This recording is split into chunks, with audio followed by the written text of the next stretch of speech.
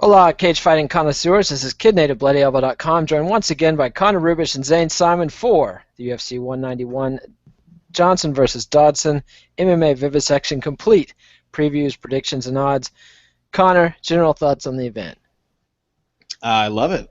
I'm really happy with this entire card. Maybe it's just because we had a little time off, but I really have no complaints about this card whatsoever. The Fight Pass prelims could be missed, so you're not really the UFC isn't really earning your $10 a month with that portion of the card. But otherwise, from top to bottom, I'd say this card is either relevant or exciting or both in every fight. So I'm All pretty right. happy about it.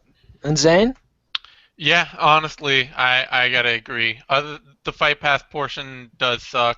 Fortunately for us, though, for us Fight Pass subscribers, UFC has actually just pretty much made the whole subscription worth it by by getting fight nights out of Russia, which that is actually just worth $10 a month on its own. So Oh, cool. Very that exciting. that's we're not getting UFC fights on Fight Pass anymore, it appears, unfortunately. But otherwise, this card's pretty cool. All right. Well, cool. Well, let's dive right in. Like we said, there's two fights on Fight Pass. First up, lightweights Joaquin Silva and Nazareno Melegari. Did I say that right? It's about as well as I could have done, I think. Yeah. All right. Well, Connor, you talk about it.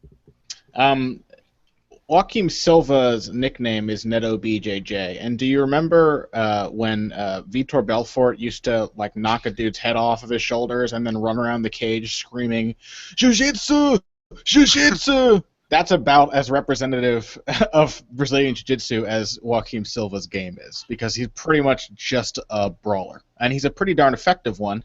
But he's not faced a really tough level of competition yet, and so there are a lot of question marks as to how well he'll be able to execute that style against more experienced fighters. And while I think that a game like Joaquim Silva's probably has more future potential if he can rein in his aggression and figure out how to use everything to its fullest potential, if there's one thing Nazareno Melegari has, it's experience. And also a pretty damn crafty submission game. So I'm just going to go with the guy with 26 fights over the guy with 7. I think that's a pretty easy choice for me. All right. And Zane? Yeah, I would like to see Neto BJJ win because he kind of reminds me of a bit of Francisco Rivera. I think, but also this feels like Francisco Rivera lost to Ruben Duran in the UFC. This feels like one of those fights where early Francisco Rivera was frankly not a very good fighter. He had a lot of power, he had some good athletic ability, but he didn't have a very complete game. And the big thing missing from Silva is wrestling, and that's the one thing that Melegari really is good at and does well. And Melegari's otherwise got a pretty good submission game and isn't a terrible striker. So unless Silva can just drop him with the first shot he lands, which he's done before, but seems unlikely, he'll probably lose. I see. And the odds makers like Melegari as well. He is favored from -137 to -150, and Silva is the underdog from +110 all the way up to +123. No, +130. And we're getting our odds from OddsShark, the official SB Nation betting partner for those who indulge in the venal sin of gambling. And now we come to Joe Riggs and Ron Stallings at middleweight. Joe Riggs fallen all the way to Fight Pass. Zane, thoughts? Yeah, unfortunately, he's probably about to fall out of the UFC too. Stallings is exactly the kind of guy that if I were Riggs, I would not want to be fighting, especially not on Fight Pass. So it's a zero upside fight against somebody who's got a lot of experience and a reasonably dangerous style for somebody like Riggs. Stallings is a pretty good athlete. Even if he doesn't have the best wrestling game, he gets back to his feet really well, and he's very accurate, decent power, tough. It's just it's a hard fight for somebody like Riggs. I mean, unless Riggs can backpack him and get a submission, which he might be able to. I mean, he kind of showed in that Cote fight that as long as he's able to get his hands on somebody, he can still be a really tough fighter to beat right now. But Stallings is pretty quick, and like I say, I don't know. I wouldn't put any faith in Riggs grinding out a 3-round decision, basically. All right, and Connor? I agree with Zane, and that's pretty much the only hope I see for Riggs here is grinding out Ron Stallings. I just don't think he has the physicality for it. Stallings is an accurate puncher. He's got good footwork. He sets up counters relatively well. If Riggs wants to hold him against the fence or on the ground, he's going to need to run at him. And I find it hard to believe that he can do that for 15 minutes without running into some of Stallings' combinations, of which he showed very impressive ones in his fight with Justin Jones. So I'm going with Stallings. I think he'll probably kick Joe Riggs' head off some point in the middle of the fight. I mean, Stallings was even like outpointing Uriah Hall until he got caught and put away. He's a solid fighter. Speaking of fighters, we could compare to Francisco Rivera. Francisco Rivera's record of late is not representative of his true skill. I think Ron Stallings' record is similar. All right, and the odds makers like Stallings as well. They've got him favored from -155 to -170, and Joe Riggs is the underdog at +125 all the way up to +149. And that brings us to the Fox Sports 1 opener, Clay Collard against Thiago Trator at featherweight. And Connor, it's your turn. What to do with Clay Collard? You know, Clay Collard has a lot of aspects to his game that could be expected to evolve into something useful, something really workable in MMA, but he fights like a guy who's been allowed to kind of design a lot of the aspects of his own game. Like, he's doing things that look cool rather than things that make sense a lot of the time. Fortunately for him, he's only 22 years old. He's had quite a lot of fights already for that age, but he's still young. He should still have several years in the bank. At least, you know, we kind of thought that Gabriel Benitez would be a big step back for him to kind of get back on track, and it turns out Gabriel Benitez is a pretty solid counterpuncher, and that's a style that against Benitez and before that against Holloway, Collard has consistently had trouble with. I do think he will probably be able to beat Thiago Trator. Trator is not much of a counterpuncher. He likes to fight in the clinch, as does Collard. He's not a bad boxer. He's got decent kicks, actually, but I think Collard probably has a slightly better hands. Essentially, we have two guys who are really, really similar, but I think Collard is teak tough, whereas I've seen Thiago Trator put away without too much trouble in his most recent fight. So in what should be an entertaining slugfest, I am compelled to pick Collard. And Zane? Yeah, I think the big thing for me is that Trator is probably a bit undersized for featherweight. Especially like seeing him in there against Mike De La Torre, he really just looked stick thin. And because of that, I think he, especially in that fight, and it may be just a future thing, he gets kind of gun shy. He's afraid to commit to his strikes, and when he doesn't commit, he then puts himself at greater defensive risk because he's already bracing for the hit, and he's not actually fully extending on things. Yeah. So, otherwise though, Collard, I mean, it's kind of like if you had Chris Lieben or just Leonard Garcia without, you know, except both of them had a ground game that actually was like really pretty good and was like that weird ace in the hole where it was like, yeah, they might be these weirdly inaccurate but powerful strikers, but if you actually press them on the ground, they're a lot better grapplers than you'd expect. Collard is like that without the ground game. He hits hard, he's tough as shit, and he's high output. And he's always willing to sit down in the pocket and throw strikes.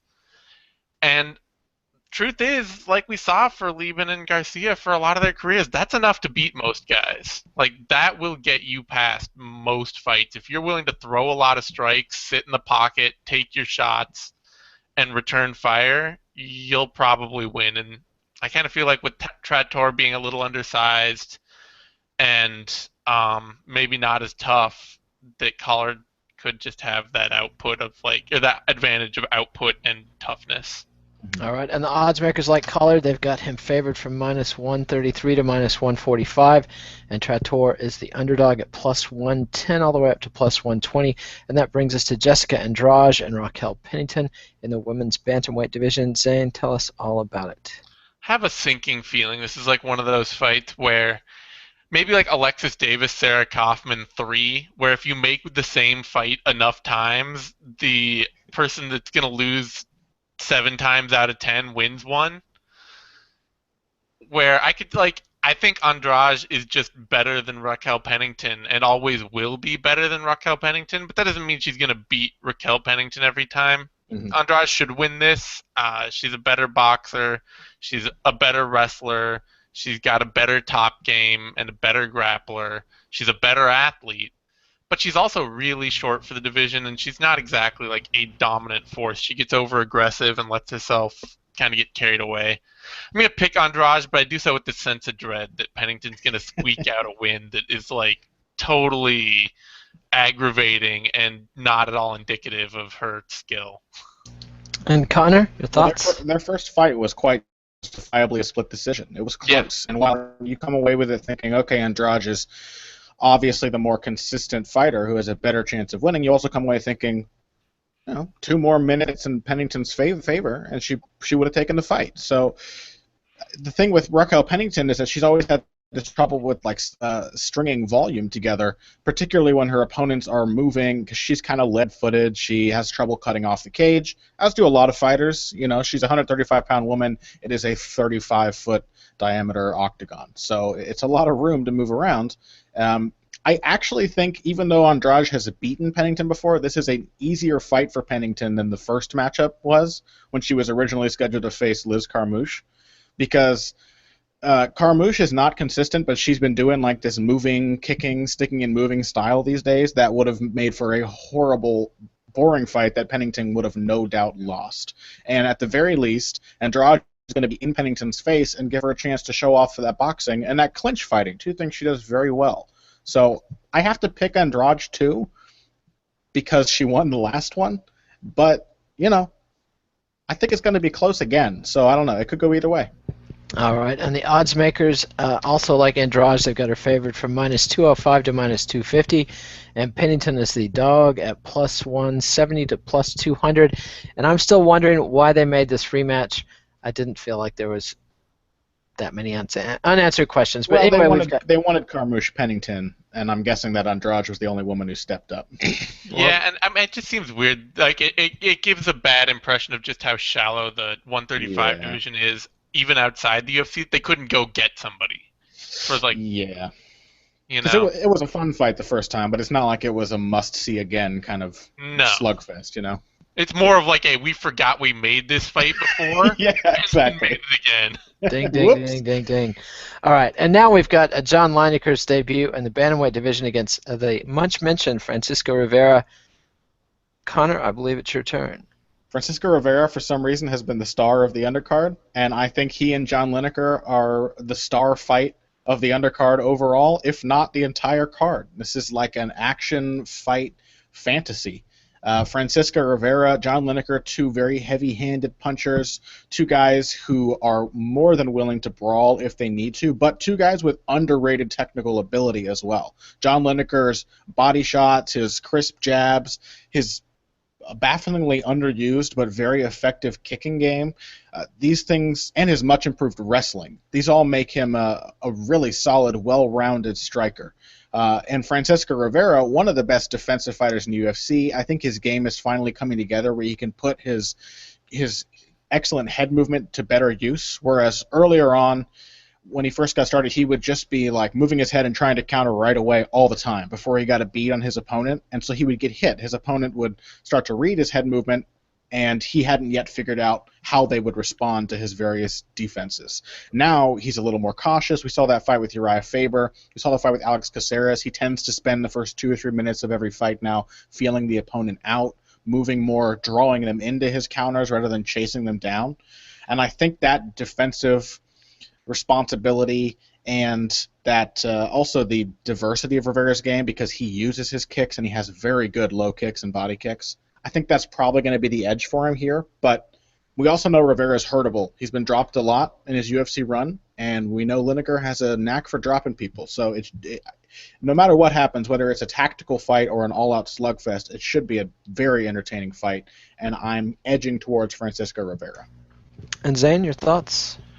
Yeah, this is a great fight. And I mean, for me, Rivera's kind of like the stellar example of why you shouldn't write a guy off early, and how strikers especially, and especially power punching strikers, tend to develop late in MMA, because it takes them so long to learn all the intricacies of striking and like let their technical game catch up to their natural gifts. And Rivera he seems like the guy where it's like, 3 or 4 years ago he was kind of this mediocre bantamweight fun brawler, and now he's a really good, strong, top-level striker. But I don't know. Lineker is as tough a fight as he can get, frankly. I mean, I think it's as tough a pure striking matchup as he can get, especially because I kind of feel like there's potential for Lineker to do exactly what Takeya Mizugaki did, but with power. And that's just kind of like stay in the pocket against Rivera and mix up enough shots that he is constantly that he's not quite able to find the counters as consistently as he needs to because he's so much on the defensive.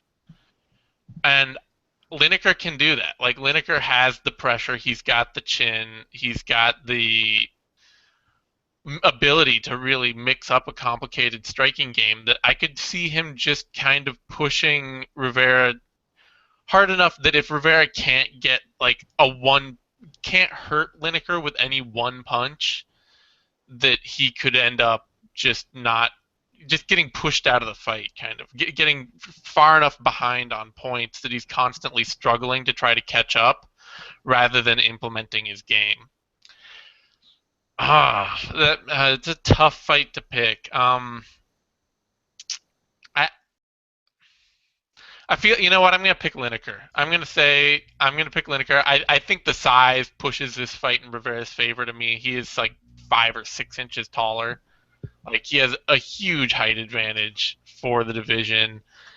But I don't know. I feel like Lineker has the ability to do it, and I want to see this fight more than anything else. I don't really even care. I'll go with Lineker on a chance.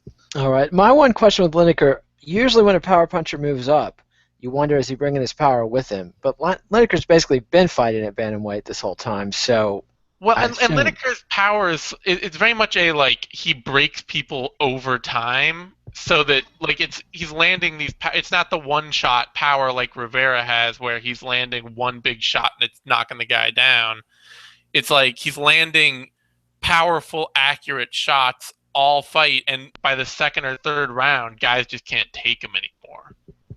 And that to me is a much more transferable kind of power, but. Maybe not. I don't know. I think he can bring it with him.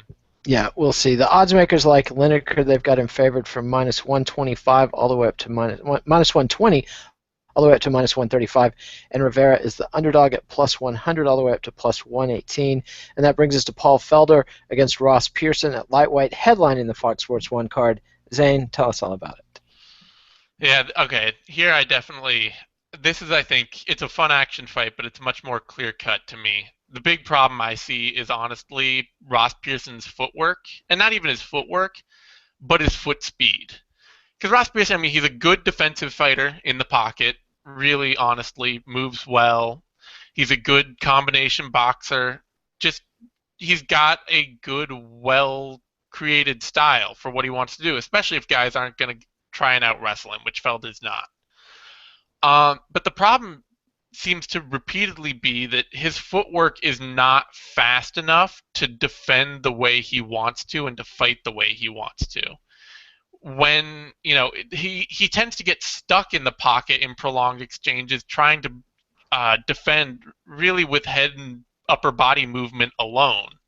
And in doing so, he ends up getting caught a lot. He ends up getting rocked with huge shots because at some point, no matter how defensively slick you are, if you're standing right in front of somebody constantly trying to weave through the pocket, you're going to get hit with something.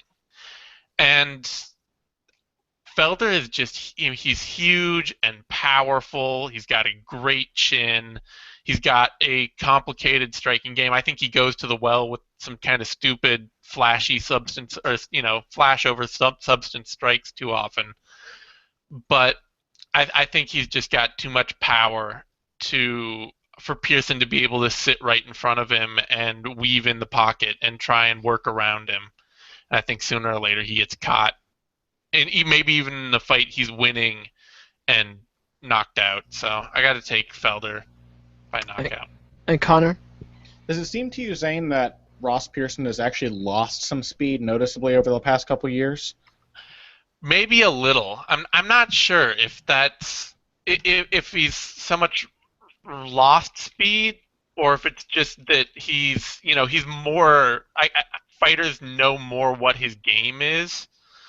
I mean, you look at his best, some of the best performances in his career, and you're talking guys like Aaron Riley and Spencer Fisher and. For my money, his best performance, or one of his best performances, is probably that fight with Edson Barboza. And he was not really losing a step in that fight. It was competitive all the way through. Barboza had the edge just slightly, but and I haven't watched it recently, but he seemed a lot faster then. He seemed like he could keep up with Edson Barboza. That too, but that was kind of like, Edson Barboza was a pretty raw fighter at that point in his career. It's hard to remember because we've seen so much of Barboza. But he's still like pretty fresh. He's only like 6 years into his career.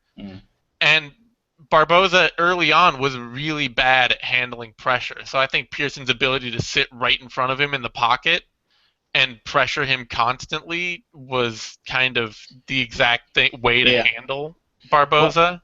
Well, I agree with you more or less on this matchup. I think it's basically all the intangibles in which Ross Pearson falls behind. He doesn't seem as fast. He doesn't seem as powerful. He doesn't seem nearly as durable. We know he can be hurt, whereas Paul Felder appears to be made of some kind of alien metal no human force can destroy. So I think I've got to just go with the younger, fresher, more athletically gifted fighter in Paul Felder. And honestly, the worst case scenario here is that Ross Pearson uses his experience to kind of stink out the joint and make this a slow fight. But even if he does, I'm kind of interested in seeing Paul Felder dealing with another more experienced striker, because that Edson Barboza fight wasn't always fast-paced, but it was a tactical blast. It was a lot of fun if you had an eye for the technique going on between the two guys. All right, fair enough. And are they trying to get rid of Ross Pearson here? I mean, both guys are coming off a loss, but to me, the career arcs are clearly going in different directions. I think they're just trying to get Paul Felder back over, really. Yeah. I think Felder probably asked for a fight because it's such a quick turnaround. He's not Big Brother Donald Cerrone, but he's definitely doing a Donald Cerrone here because it's only been a month and a half? Yeah. Since. About 90 days. So the odds makers like Paul Felder, and they like him a lot. They've got him favored at minus 360 all the way up to minus 427. By far the biggest odds we've seen on the undercard. And Ross Pearson is the underdog at plus 295 all the way up to plus 365. That's got to be a little bit of a motivator against a fairly unknown young kid for Ross Pearson, the veteran. And now we come to the pay-per-view. Women's strawweight, Paige VanZant, Alex Chambers. Connor, tell us all about it. I don't like Paige VanZant as much as I probably should, and it's not because she's not a good fighter. You have like this natural hipster response where like somebody becomes popular for what I judge to be no good reason, and I'm like, why are they promoting Paige VanZant so much? Like there are much better women in this division, but honestly, Paige VanZant has a ton of potential as a fighter, and the fact that like hardcore fans are starting to turn on her, hardcore fans like me, doesn't make her any less of a skilled fighter or one with more potential. And I think potential is the name of the game for VanZant. She's so far kind of getting by on her natural gifts. She's pretty damn powerful for the weight class. She's crazily aggressive. She does not care about getting hit, and she loves hitting other people. She's very tricky in the scrambles, so there are small parts of her technique that aren't quite there yet, but as her technique continues to develop, she has the natural talents to really turn into something special. And while the odds in this fight are bananas, and I'm sure you'll read them to us after this, Nate, they are ridiculously wide in favor of VanZant. It's not enough where I would say that you should take a bet on Alex Chambers. I just don't really see value in picking her because her game matches up really poorly with VanZant.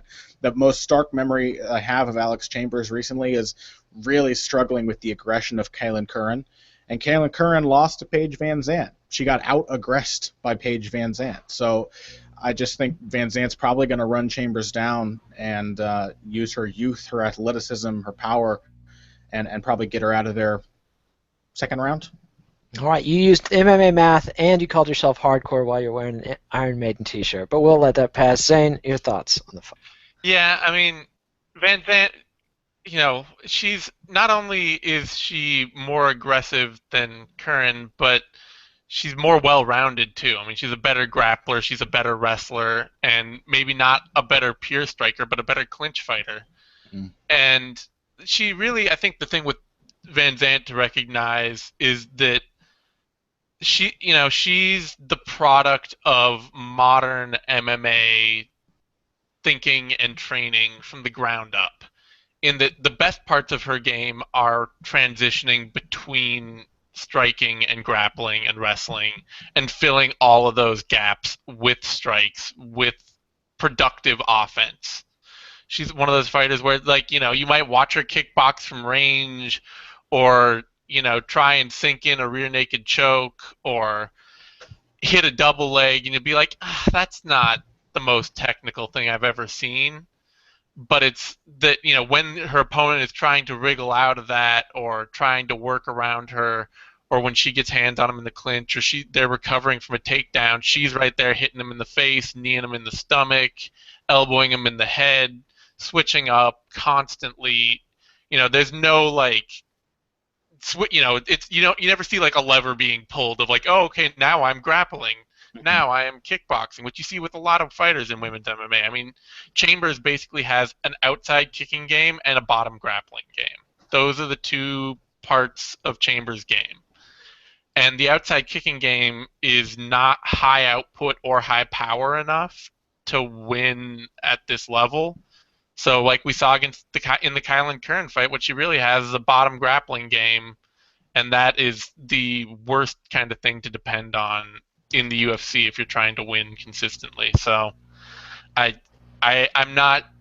The odds may seem huge in Vanzant's favor, and like she's getting a lot of like too much positive press, but I think you're kind of looking at Chambers with the Hail Mary submission chance here.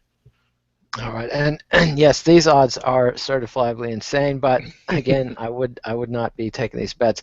Paige VanZant minus 1,200 all the way up to minus 1,600, and Alex Chambers plus 675 are the lowest, all the way up to plus 1,025. These are some amazing odds to see on a UFC pay-per-view, but again, I'd pick Paige VanZant too. But, yeah, maybe there's some value in some of the underbets. I don't know. Anyway, that brings us to Corey Anderson and Jan Blachowicz in the light heavyweight division. Zane, what do you think? Part of me, I'm kind of tempted to pick Anderson here because the big thing I've seen with Blachowicz in the UFC is that if he doesn't have an obvious striking edge to the degree like that he had over Ilir Latifi, where he could just Latifi just seemed afraid to commit to anything in that fight. I don't know what was going on there, but it's, it was the sort of thing where we've never really seen since even Latifi have that much trouble committing to his own offense. Did we ever hear, was he hurt? I suspected his hands were hurt in that fight because he was fighting like somebody who wasn't all there. Yeah, I don't know. I can't remember if anything came out about that or not. But it was definitely like it was a highlight performance from Blachowicz, which he's never really duplicated, and it was a poor performance from Latifi that we have since not really seen again.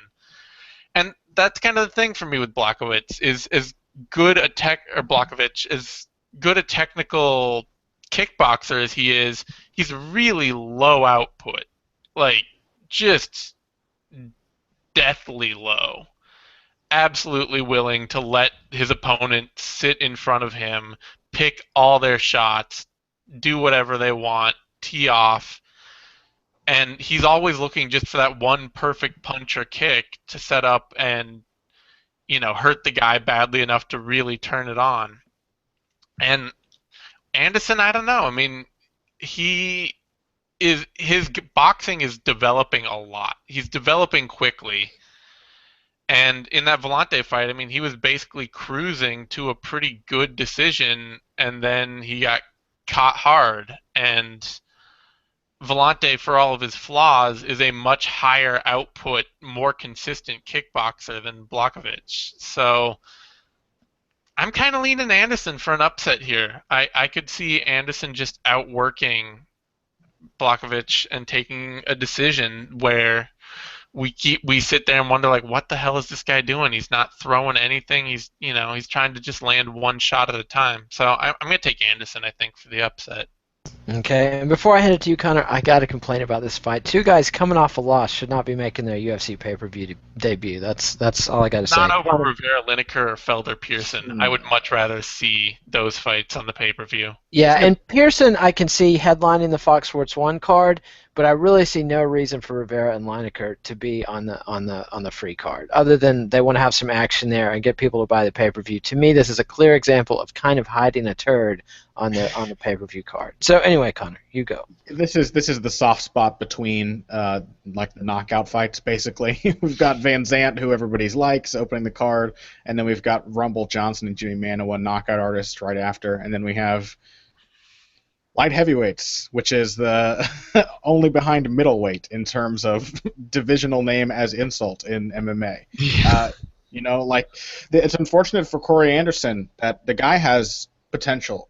He's a talented fighter, and he's very young, but he is in one of the shallowest divisions in MMA, in the biggest organization in MMA. So he has to fight a bunch of tough opponents, and I think that's a really, guys like Jan Blachowicz have experience against a wide array of veteran opponents themselves, and I'm completely on board with what Zane said. I think there are definite openings for Corey Anderson to win this fight. I think the fact that he is going to make it a fast-paced fight, because it's all he knows how to do, it makes it he has a pretty clear shot here. So I hope that the odds are justifiably close on that one, but it's hard for me to pick him against a guy in Blachowicz who's so much more experienced. And while Blachowicz at times can turn into light heavyweight Ildemar Alcantara with his striking, where there's just nothing happening and he's just looking at the other guy, he also tends to respond relatively well to striking-oriented pressure, and he does have the really good technical classic boxing tools you would expect from a guy who likes to outfight. He's got a good jab, he's got a nice left hook, he's got good kicks, he's got solid defense. So, Anderson could overwhelm him. I have no doubts about it, but I am going to make the safe pick and go with Blachowicz. All right. And the odds makers, they've got Anderson as the underdog at plus 110 all the way up to plus 130, and Blachowicz is favored at minus 140 all the way up to minus 155. And that brings us to the knockout fest. Anthony Rumble Johnson against Jimmy Manuwa. People are protesting this fight because of Rumble Johnson. I don't have any problem with that. Whatever. The guy has made his bed. Let him lie in it. What do you think, Connor? I guess people will be rooting for Jimmy Manuwa. Jimmy Manuwa's a good fighter. Another guy who has had a very strange career trajectory, and as a result has kind of been... My other question is, wasn't Manuwa prevented from coming into the United States for a long time because of some sort of visa issue, or am I thinking of somebody else? I don't know. He was a housebreaker. That was his thing, but then he's also been like a pretty vocal advocate of speaking to youth about it and taking kids and troubled kids and helping them out and stuff like that. The big thing with him, like a burglar. Yeah. Oh. And the big thing with him, that's why his nickname is the poster boy, because he's like the poster boy for turning your life around kind of thing. I know that. But I think the thing with him was that when they tried to sign him out of UC MMA, he just said he needed more time. He wasn't kept out for visa. He just wanted to come to the UFC later when he was more developed and more ready. I see. Anyway, I was just surprised to see him on a United States card. But he's been making calculated steps up in competition, and I think he's done a pretty good job with it. He made a calculated risk fighting Jan Blachowicz last time out, and it wasn't a fun fight, but he did what he had to win with the injury he knew he had. He fought a pretty competitive fight with Alexander Gustafsson, unsurprisingly lost, but it is what it is. Personally, I think Alexander Gustafsson is a more well-rounded fighter than Anthony Johnson, and I think that Jimmy Manuwa has a better shot against Anthony Johnson than he did against Gustafsson. I don't see Johnson easily out-wrestling Manuwa. I don't see him easily out-grappling him once it gets to the ground, whereas Gustafsson is one of the most underrated wrestlers in the division at this point. He's put a lot of work into that aspect of his game. And I don't know that Anthony Johnson is as tough as Alexander Gustafsson. And that may sound kind of weird, but I don't know that Anthony Johnson can take a sustained beating the way that Anthony Johnson can. And Jimmy Manuwa put a lot of shots on Alexander Gustafsson early in their fight. So I see this as a pretty close matchup. Ultimately, I think it comes down to the fact that Anthony Johnson is just a better counterpuncher of the two, which I think gives him a little more flexibility at range. I think he may have a little bit better footwork. He might be able to navigate the octagon better than Manuwa, which allows him either to fight off the back foot or to cut off the cage and trap Manuwa in the corners. So it can be competitive. If it goes past the second round, the odds go up in Manuwa's favor for sure. But my best guess is an early knockout for Anthony Johnson because we know both these guys are going to be swinging heavy leather. All right, and Zane? Yeah, I mean, I think one big thing is that I don't think Manuwa is as tough as Anthony Johnson when it comes to taking a shot. And my big worry, the only worry I really have with Johnson is, and I don't think Manuwa is the kind of guy to make him do this, but he might be, is that Johnson tends, when he has a big fight, it seems like he just fights like his hair's on fire. He fights with like zero regard for technical mastery. He just, like that Cormier fight, he just ran at him and started throwing bombs, hoping that he'd knock him out in the first minute. But I don't think Manuwa's that fight. I think this is probably a fight that Johnson's going to feel pretty confident that he's better and he doesn't have to worry about getting out wrestled. And unfortunately, I mean, it's weird because Manuwa, he fights out of an orthodox stance a lot, but he's a southpaw. So he's really like a southpaw fighting orthodox. Mm-hmm. And almost all of his offense, almost all of his productive offense comes off of his left side. So, once Johnson if Johnson can get that figured out in the fight, I think that he shouldn't have much trouble shutting down Manuwa's striking game because it is so like left kick, left hook, left jab, left straight, left cross, left knee. Just he's kind of like Tom Watson 2.0, you know? He's like a really powerful Tom Watson. Exactly. Yeah. And Johnson has shown himself generally to be better than that, so it's hard to pick against Johnson here in this fight. Yeah, and the odds makers like Johnson as well. They've got him favored -500 all the way up to -650, and Jimmy Manuwa is the dog at +375 all the way up to +525. And that brings us to the second fight on the pay-per-view. I have a little bit of a grumble about Andrade Arlovski and Frank Mir, senior circuit all the way. To me, the difficult part about predicting this fight is you don't know. You know what these guys' skill sets have been in the past. You don't necessarily know how much of that they still have, what they're bringing to it. And with Arlovski and Mir, they're both a little bit of head cases, lots of variables. Should be fun. We both know and love these guys. So anyway, your thoughts, Zane? I got a lot more. I think Mir has actually technically improved lately. I do buy into that. I think what he showed in that Todd Duffy fight is that his ring craft, as he's gotten older, has technically improved somewhat finally. It's only been like 15 years, but, what can you do? Some guys, it takes 15 years. But the thing I think that's also come with that is that he is slower. Like, he's not as fast as he was.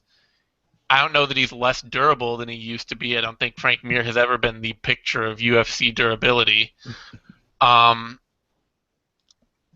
But what he's vulnerable to is being backed into the cage and just brutalized, which and I think that's something he's actually gotten better at. I think that's what he's improved. I think what he showed in that Todd Duffy fight was finally a recognition of like, hey, I've got a powerful guy in front of me. If I just stay on him, stay in front of him, and pressure him the whole time. I even talked about this at length in that god-awful 2,500 word response to how did you feel about beating Todd Duffy? Just went into this huge screed about everything that he'd done for the fight and all the planning and all the insight and all that. And it was all just total stream of consciousness. But the thing he talked about was like understanding, I've got to pressure this guy. I can't back away from him. I can't give him space to shut me down. And I think he can take that with him against Arlovski, but I think the thing here is that Arlovski is a lot more technical a boxer than Todd Duffy. Much, much, much more technical. And he's faster still. Arlovski has not slowed down.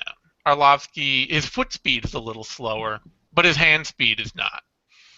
And Arlovski seems to be much more in that Robbie Lawler weirdness that where like he was not good for a little while, and now he's beating dudes like Travis Brown suddenly, and that's a legit win. Like that's a young guy who was top 5 in the UFC heavyweight division that Arlovski just came out and put a hurting on.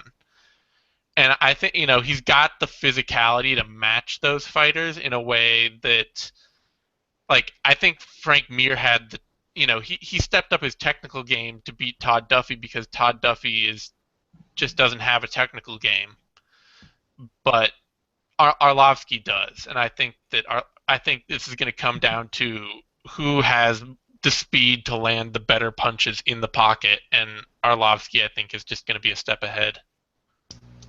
And Connor, your thoughts?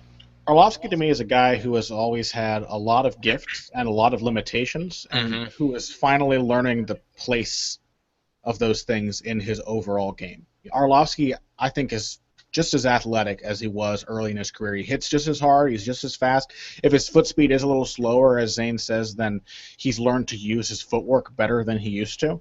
And so it pretty much overrules the fact that he might be slowing a bit.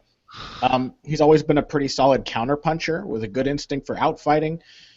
Thing is he's not the most durable man in the world, and in the past he would counterpunch pretty well and then just decide to run at the other guy and go after him for no reason and run into counterpunches himself and get hurt. He would just brawl when he didn't have to brawl. And I think Arlovski, as you pointed out, Nate, maybe a bit of a head case, has some confidence issues perhaps that cause him to fight that way.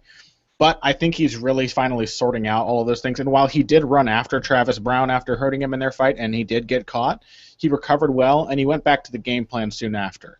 And the problem is that in the past, he would just try to swing his way out of things. He would try to Stefan Struve himself off the fence, where he would just brawl and hope the other guy fell down first.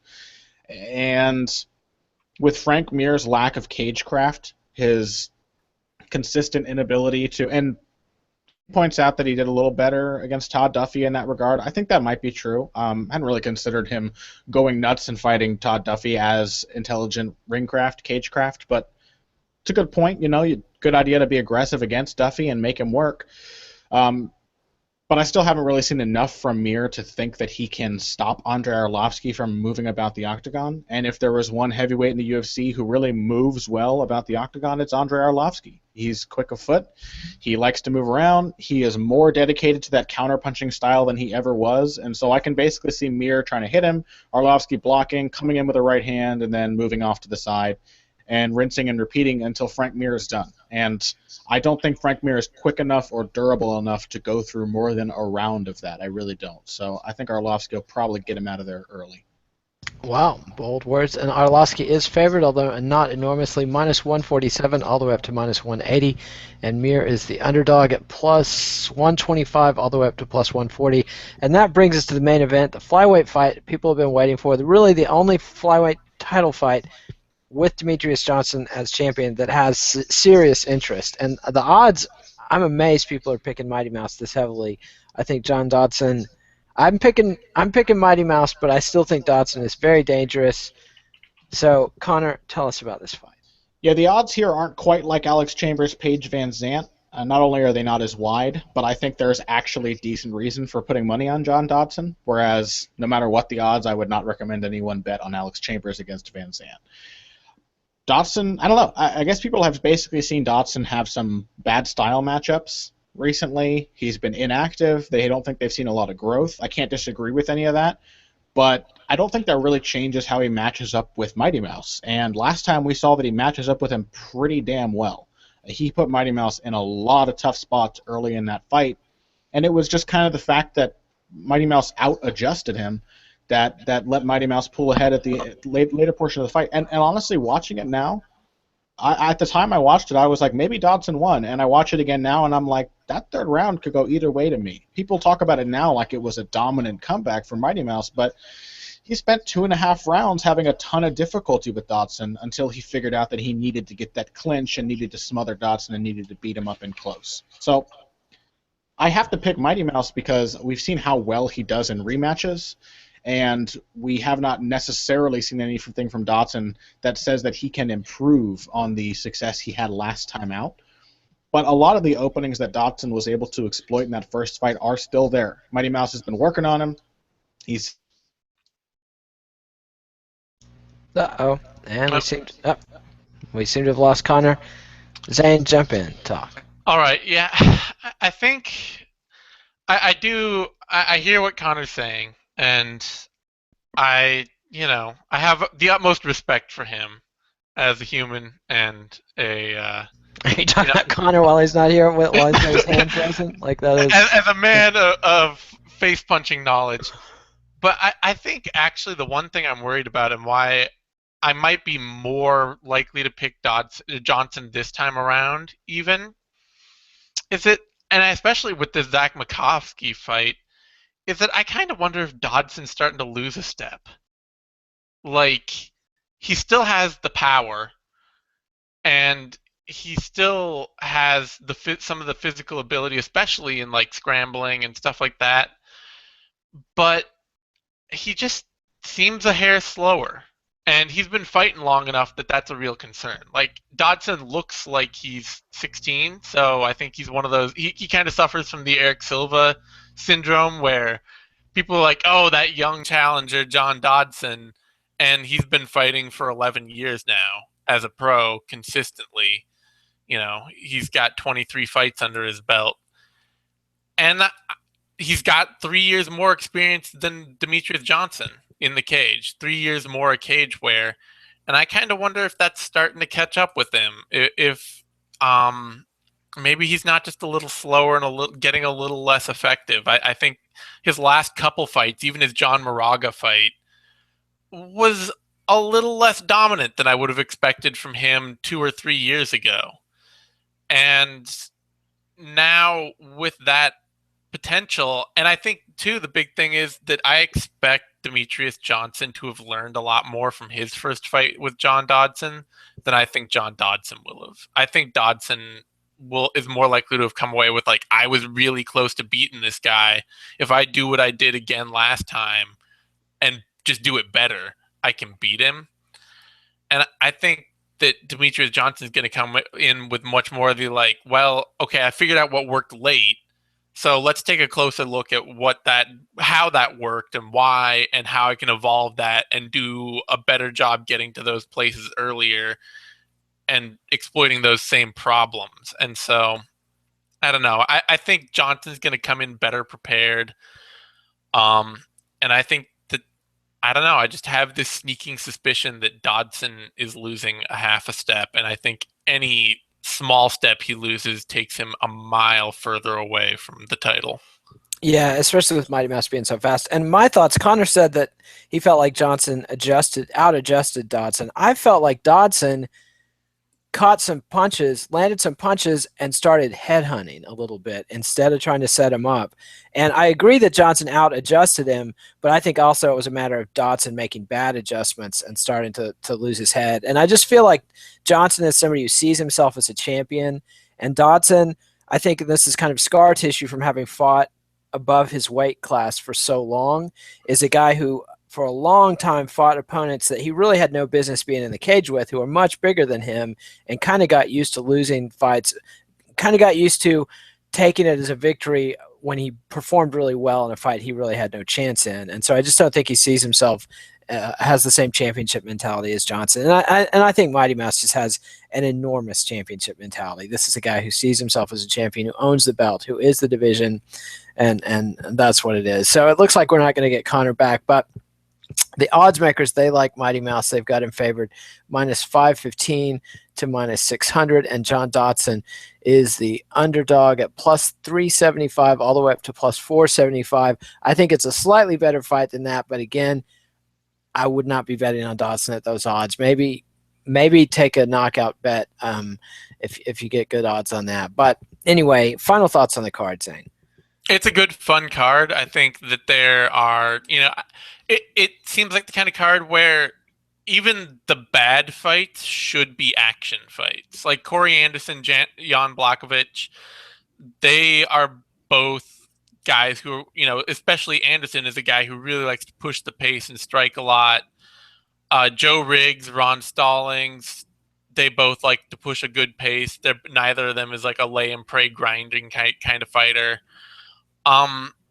Melegari might just grind Joaquim Silva for 3 rounds. That could be a but that's the bottom, very bottom of the card. Yeah, So that's everything else though.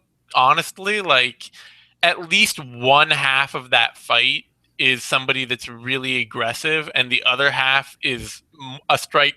Somebody who's less likely to try and lay and pray the fight than they are just to try and slow it down and make it a more careful kickboxing match. So I think it should be a lot of fun, interesting fights with good action, good action results and a lot of knockouts. Honestly, I mean, Johnson Dodson might go 5 rounds, but Arlovski Mir probably won't go 3. Johnson Manuwa probably won't go 3. Anderson Blachowicz might, but I think anytime you get above middleweight and you have 2 guys who are going to kickbox, you're really on a shallow. It's very much a might. Vanzant will probably not go 3. Felder, Pearson probably won't. Rivera, Lineker probably won't. So I think you just have a lot of fights that should be fun to watch. And this is also easily the premier MMA event of September. So it's not a lot going on this month. This is as good as it gets. October, of course, we'll have Cormier Gustafsson at UFC 192, and also we'll be going back to Japan with Josh Barnett versus Roy Nelson, which should be a fun card. But all of that is weeks in advance. So we will be back. You'll have the scouting report tomorrow, Zane? Yeah, the prospectus. Yeah, we'll be doing that tomorrow. All right, and we'll have the 6th round after the fights, and Eugene will have Knuckle Up. So remember to subscribe to MMANation.com on YouTube for all your MMA goodness. We'll be back also with a If I Did It episode next week with Alexi Ald. And subscribe to MMA Nation on iTunes so you can hear us the audio only, not have to look at our ugly faces. Give us a thumbs up on the video. Follow us on Twitter at Boxing Bush, BUSCH, that's Connor, at the Zane Simon, that's Zane, at Kid Nate, that's me. Read us on BloodyElbow.com, and adios MMA aficionados. We'll see you next time.